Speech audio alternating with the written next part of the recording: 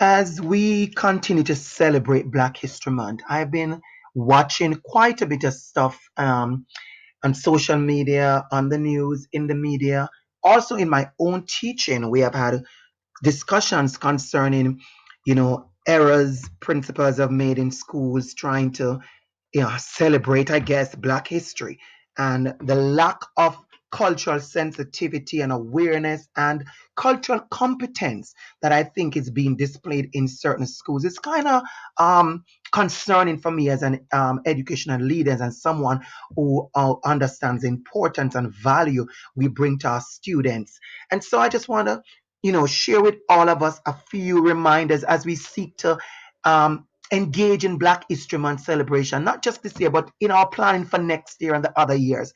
Four things I want to leave with all of my educators and especially my school leaders and all our parents. Research, consult, include, and celebrate. And sometimes we talk about research, it's important that we understand when we're going to engage our students where at what place we are coming from when it comes to that. And it's funny because sometimes I see these errors being made in our school, and there's a big issue came in the newspaper and all over the social media about some school in out in Greater Toronto area with a do rag episode. And there are many others. If you read articles and journal, you realize people are making a blunder, and some principals, especially those who are white and others are they're being so careful not to offend that they're not even trying to celebrate. So we have to research and consult. And I think it's disappointing when people feel like they don't know what to celebrate when it comes to Black history, because there are so many resources out there. This for me is just one page of tons of displays being done. As an educator, as a teacher, you go to Pinterest, you go to Google, you go to the research to find out what's the best way to celebrate Black history in my school. And then, of course, you go to the idea of consulting. You go to the idea of consulting. Who do you consult?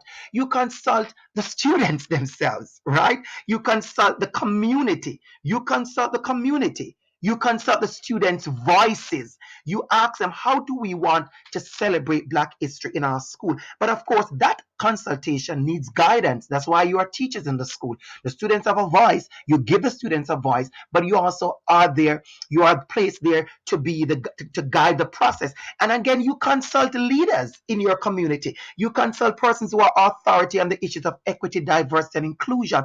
You consult social organizations. There are tons of organizations in Toronto, in the greater Toronto area, in America, wherever you are, to consult about how do we engage in the celebration. You consult professionals, you consult the school board, you consult connections you have made with colleges and university to bring in someone. And then of course we said you include the community. Some of our schools have major leaders in the Black community who are parents. Include that person, bring that person in. And remember, it's also about a celebration. So Black History Month is about a celebration. Slavery is our story, and for me it will always be our story, but it is not our only story. The whole idea, I have to include the whole idea of Black Panther movement coming in to show us different kinds of representation, and people are so excited because of the lack of representations that have been there. So we have to be very, very thoughtful. And I want to leave with us the idea, the need for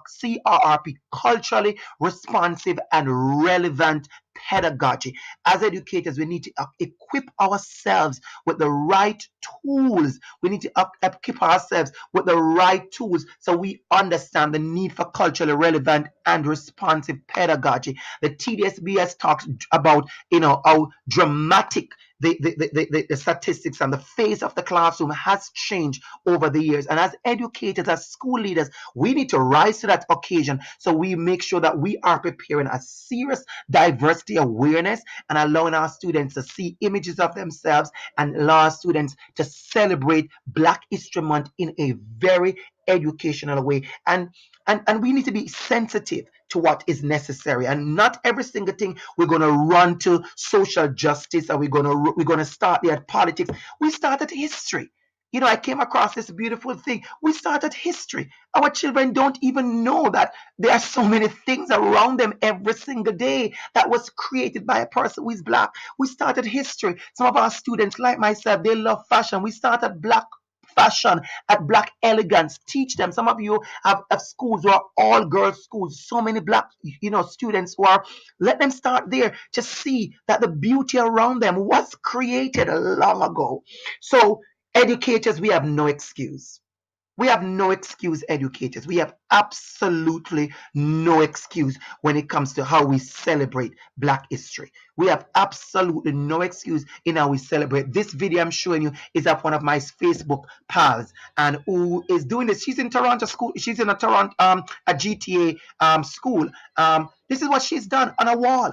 We start from there. We start from there. The images, our students need images. Some of us, we run to very deep stuff so quickly. Start from the basics, start from the images. Some students don't even know who. Let them not forget who is Martin Luther King Jr., who is Rosa Parks, who is Sojourner Douglas. These things, let us start from there. So I'm showing you this video, not my video, of a teacher, Bella Angel, who did this. It's public. It's a public video, so you can see it on our Facebook, and you can see it. So this is where, as educators, we have to know we have the tools,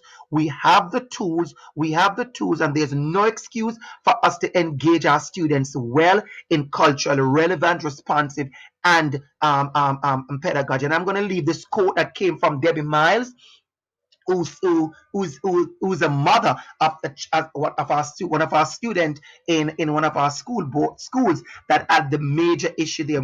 I think a lot of us saw it play out on the news, and she said, "I'm reminded again how important it is as Black parents to educate our children so they too do not have this slavery mentality." And I guess that's Facebook interrupting my video, and that's fine. And that's fine. And I want to go back to this. I'm reminded again how important it is as Black parents to educate our children so they too do not have this slavery mentality displayed by some students and teachers, but able to take a stand against ignorance and the various isms. So it's important, as I said, I'm going to leave that with us, that as educators, we go out there in our community and understand in the value as we seek to celebrate Black History Month now and beyond.